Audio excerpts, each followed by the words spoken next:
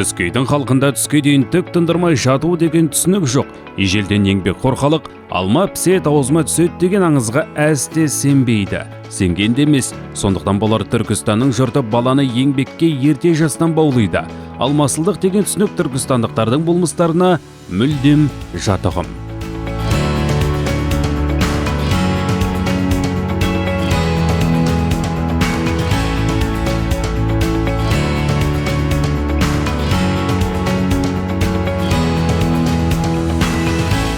Гүлнұр Уәлиханқызы 24 жаста, 3 баланың анасы, мамандығы бухгалтер. Дүкенде, наубайханада жұмыс істеген ол, жастайынан анасының жанында жүріп тігін өнерін меңгерген. Ана көрген том пішер, ақыры жұмысын тастап тігіншілікті кәсіп қылады.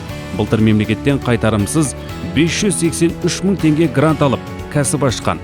Алғашында ол қаржыға 2 тігін машинасын сатып алды. Қасында көмекшілер де бар.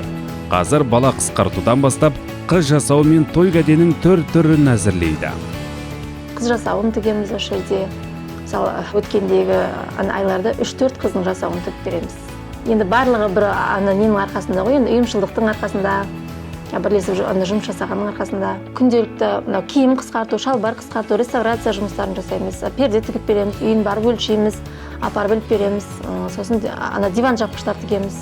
Барлығын істей береміз. Гүлнұр жұмыстан кейін де үйінде қарап отырмайды. Көрші қолаңның өтінішін орындап жыртығын жамап тесігін бүтіндеп тиын тебен табады. Ең бастысы ниет болса болды. Еңбек ешқашан еш кетпейді дейді. Саламатсыз?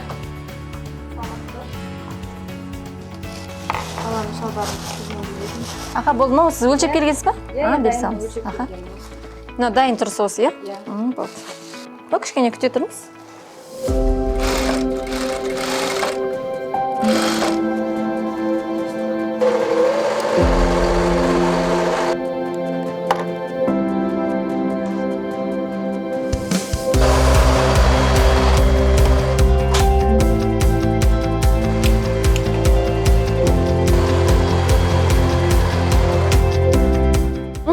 Аха, дайын болды мінекей.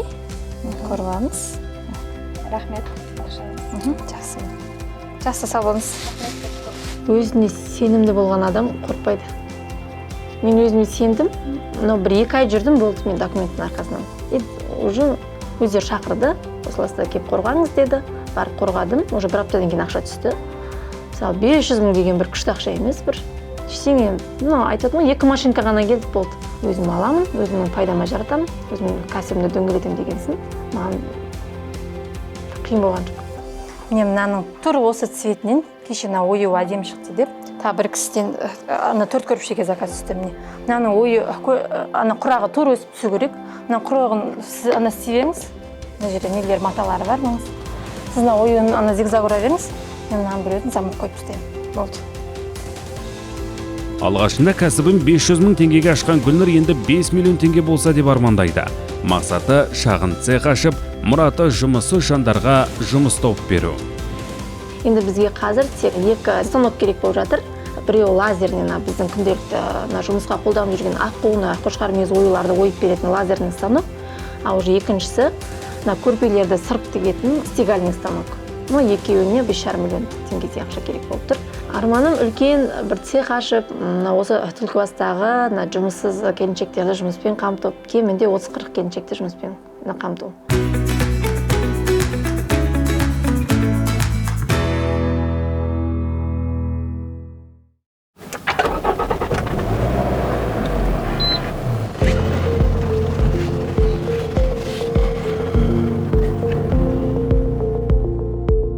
Баста бізде оқу мүмкіншілігі болмады ғой. Бір мектеп бітіргеннен кейін оқу мүмкіншілігі болмады. Осы ауыл арасы огород істедік. Одан бізде санаториялар көбейіп, таксилер көбейе бастады. Содан таксиге шықтық жұмысымыз. Осы таксиде жүргеніме әзір 10 жылдан астам болып жатыр ғой енді. Ал келесі кейіпкеріміз Нұржан Артықовтың тағдыры тіптен қиын. Бірақ қиындыққа жасып шоққа тарығып көрген жан емес. Бірер жыл бұрын апатқа ұшыраған автобустан жолаушыларды құтқарам деп жүріп, аяғын үстіп алған. ақ қар көк мұзда аяқтан өткен сыз ауруды асқындырып, ақыры аяғын кестіреді. 2010-да сол декабрьде рейстен келіп, КамАЗ айдайтын рейстен келдім. Аяғым ауырған екен, больницаға барып көрінгенім тырнақты жұлу керек деді. Сол тырнақты жұлды. Содан, в общем, екі аяқтан айырылдым ғой енді. Екі аяқтан айырылғаннан бері осы тіршілігім әзір осы. Бала-шағаның нәпақасын осы таксидің несімен тауып жатырмын ғой енді. Азанды сағат 6-7-де шығамыз үйден. Кешке сағат 10-ға дейін таксовать етіп, осы екі ортада Сарыағаш пен курорттың ортасында қазір таңда мына машинам өзіме ыңғайлы болды. Әзір ұзақ жолдарға да шығып кете берем. Алматы, Түркістан бар. Иә, Нұржан жаратқанға жан жуымасын білді. Аяғын кестірген соң араға апта салмай, ауруханаға аяғын оратуға көлігіне отырып, өзі барады. Кесілгеннен 8 күннен кейін рульге отырып машина айдап кеттім. Үйде коляскада отырғам, жатқам, сөйтіп ініммен перевязка істетуім керек, больницаға бар. Больницаға баруым үшін инвотаксиге барып кету керек мені. Инвотакси емес, мен сразу больница врачыма звондадым, лечащий врачыма, осындай. Мен больницаға кеп тұрмын перевязкаге дедім.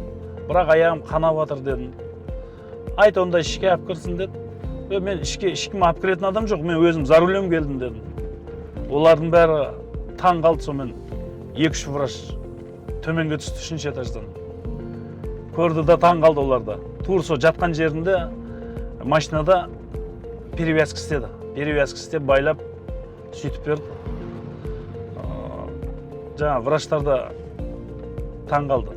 Сенде деді, аттың жүрегі бар екен деді. Нұржан кем дармын, кем бағалмын деп өзін ешкімнен кем санаған емес. Жігерін құм қылмай қайрай түскен кейіпкеріміз қазір таксилетіп жүріп ақ, бір отбасын өзі асырап жүр. Одан қала берді, ауласындағы бау бақшасында жайқалтып отыр. Мынау біздің шекара, Өзбекстан, Қазақстанды бөліп тұрған жеріміз. Сол шекараның түбінде менің үйім. Кіреберісіміздің бәрі жүзім. Гүлдерге қараушы, енді гүлдерді кесіп беретін мен, қағанын қарайтын келіншегім ғой. Нұржан өте көпшіл, елгезек, қайырымды жан, жұртқа қайтсем жақсылық жасайым деп елегізіп тұрады. Бойына біткен осы қасиеті болар. Арыстағы жарлыс кезінде елдің алдымен барып, сондағы жұртқа көмектеседі. Көмектесіп жүріп, жазатайым қолын жарақаттап алады.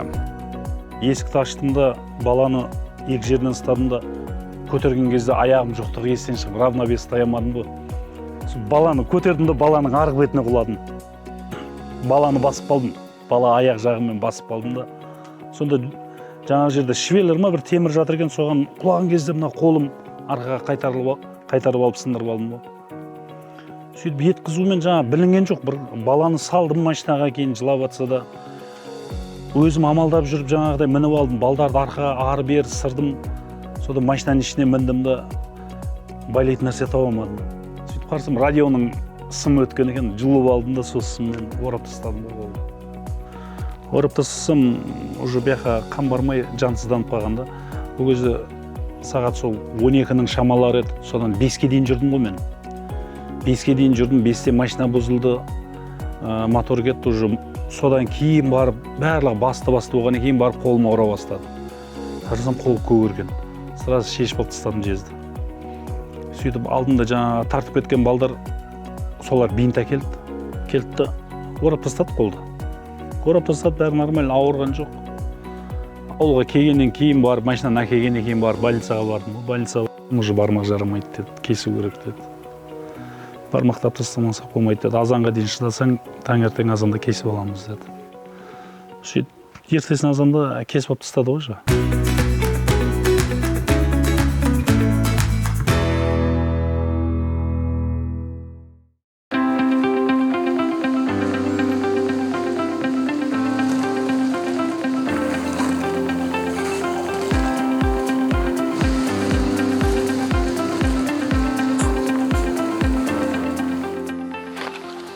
Міне осы менің жұмыс орным.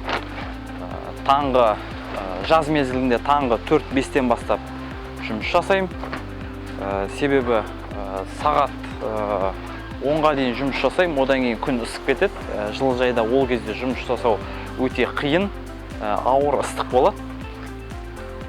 Сондай-ақ мына форточкаларды уақытылы ашпаса, ауа айналымы жақсы болмайды. Сол себепті испарение арқылы аурулар туындайды. Сол себепті барлығын уақытылы ашып жауып қадағалап тұру керек. Ерсұлтан да еңбекқор жас. Түркістанның түлегі колледжде оқи жүріп, теріскейдегі астықта аймақтарда тәжірибеден өтеді. Жерді баптап күтуді үйренеді. Сосын үйіне орала сала, ауласында алғашқы жылыжайын салып, қызанақ пен қияр өсіруді кәсіп қылады. Қазір жас болса да бас болып, шаруашылық жұмысын бір өзі дөңгелетіп отыр. Келесі жылыжайда онда цитрус өсіп жатыр, лимондар, салат түрлері, сондай-ақ тағы да қызанақтар. Оны мына Атамекен ұлттық кәсіпкерлер палатасы мен кәсіпкерлік басқармалар ұйымдастырған кәсіпкерлік қырандар деген жоба болатын. Сол кәсіпкерлік қырандар жобасының бірінші түлегімін. Ол жобада біз өз жобамызды ұсындық. Онда менторлар отырды, яғни үлкен алпауыт кәсіпкерлер болды. Біздің жаңағы жобаны қарап, ұнаған жобаға осындай қаржыландырды.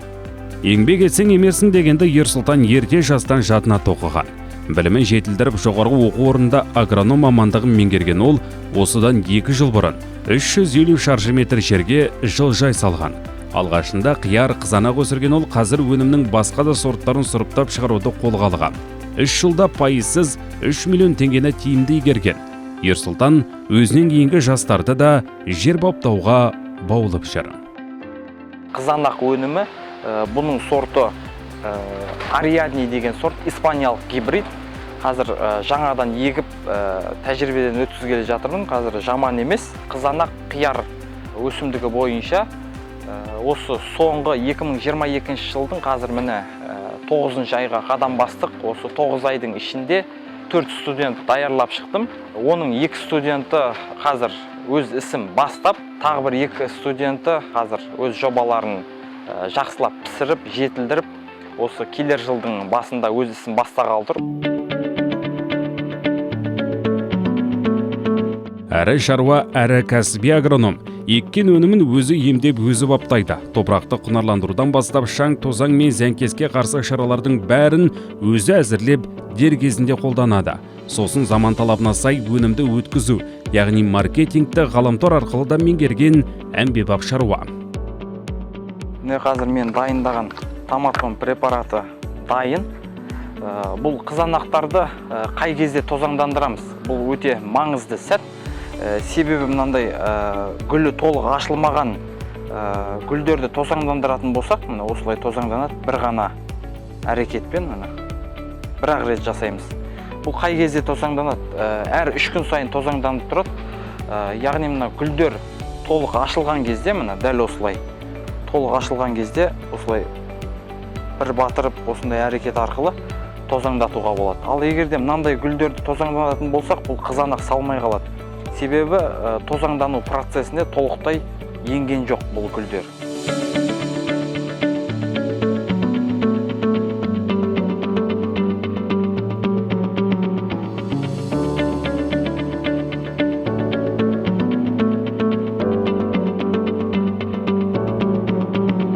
Жылыжайда ауыр жұмыс жасау арқылы ғана емес, өз-өзіңді осы әлеуметтік желі арқылы өз жұмыстарыңды көрсетіп, сондай-ақ әлеуметтік желі арқылы өз жұмысымызды қарқынды жұмыс жасайтын дәуір. Қазір кәсіпті жылдам әрі қарқынды тиімді жүргізу үшін осындай құрал жабдықтарды қолданам.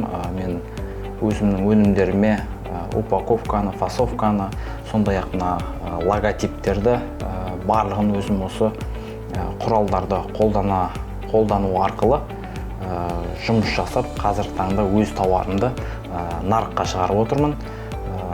Тағы да агроконсалтинг бойынша, агросопровождение бойынша осы әлеуметтік желі арқылы басқа жылыжайдың жағдайын біліп, осы жерде отырып тапсырма беріп, жылыжайды толықтай жүргізіп отырмыз.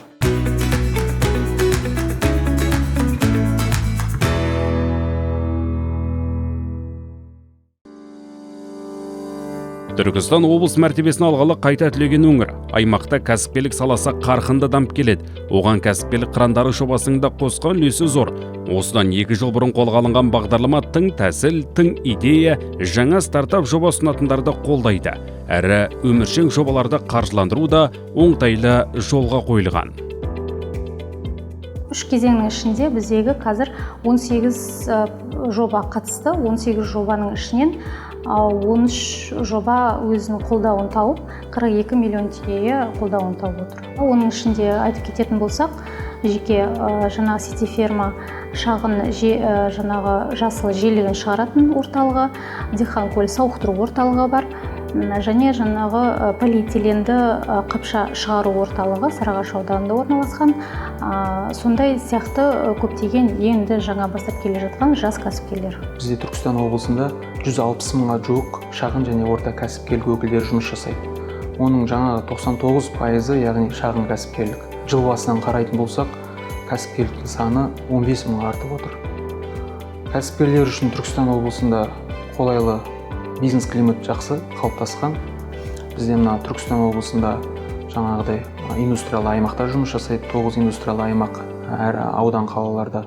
Олар жаңа кәсіпкерлер үшін арнайы жаңа инфрақұрылыммен қамтамасыз етілген. Сонымен қатар енді бізде Түркістан облысында кәсіпкерлерге қызмет көрсету орталығы жұмыс жасайды.